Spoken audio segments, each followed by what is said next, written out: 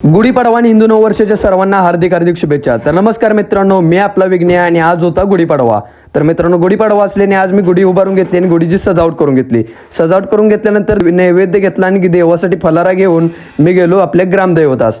ग्रामदैवतास जाऊन पहिला दर्शन घेतलं. दर्शन घेऊन मग देवळात आल्यानंतर गुलाला लावावा लागतो. मग गुरुमामांच्याकडून गुलाल लावून घेतला आणि गुरुमामांचं देखील दर्शन घेतलं. आणि दर्शन घेऊन बाहेर होते तेवढ्यात पत्र्यावरून धाड धाड असा आवाज येऊ लागला. म्हणून बाहेरून बघतोय तर काय आपलं बाईवरती पत्र्यावरती चढलेलं आहे. मग बाईंना म्हटलं काय विषय, तर बाई म्हटलं झेंडा लावायचा म्हणून वरती गेलोय. तर म्हटलं लावून घ्या. मग बाईंनी शेवटी झेंडा लावला आणि बाई खाली आले. पाडव्याला आमच्या गावात लिंब खाण्याची एक पद्धत असते. मग आम्ही लिंब खायला घेतला. मग दैवत बाई बघा लिंब खाऊन कशी रिएक्शन करतायत. आणि मग ग्रामदैवताला नैवेद्य दाखवून घरी आलो आणि घरी येऊन गुढीला नैवेद्य दाखवून घरच्या देवाला दाखवून घेतला. आणि मग जेवण करून घेतलं. आणि जेवणात पोळी असली की आमटी प्यावीच लागते हो. जेवण करून मग फोटो काढले. फोटो कसं दिसते जरा कमेंट करून तुम्ही नक्कीच सांगा. आणि मग दुपारी गुढीला साखरेचे नैवेद्य दाखवून गुढी उतरून घेतली. गुढी उतरतोय तोपर्यंत काय बारकी पोरं आलीत गावातली. पोरं म्हणते आम्हाला साखरेची माळ पाहिजे. मग त्यांना माळ दिली आणि गुढी उतरून ठेवली साईडला. मग संध्याकाळी पोरल्यात साऊंड होतं. साऊंड आहेत नाही आम्ही जाणार नाही असं कधीच होणार नाही. गाडी काढली आणि गेलो पोरल्याला. आणि ते साऊंड सोबत सीन एवढं भारी होतं का नाही, काय शेवढं जो दणका विषय. गावकऱ्यांनी तरी टॉपच केलेलं, काय विषयच नाही. आणि पब्लिकचं भितर तरी एवढं जाम झालेली की नाही काय बघायलाच नको. गर्दीत नाही एवढं पाय पुढत निघत नव्हता अशी गर्दी होती. मग आम्ही सगळं साऊंड बघितलं आणि घरी निघून आलो. तर मित्रांनो, हा गुढीपाडव्याचा नवीन वर्षाचा दिवस